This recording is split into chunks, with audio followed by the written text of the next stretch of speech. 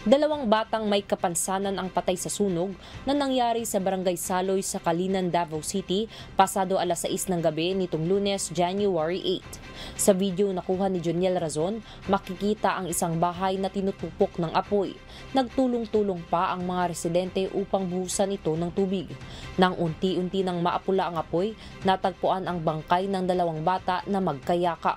Ayon sa mga residente, hindi nakakalakad ang naturang mga biktima na kinilalang sina Lex Antiga Romero, 14 na taong gulang, at Loigi Antiga Romero, 13 taong gulang. Wala rin umano ang ama ng mga ito nang sumiklab ang apoy.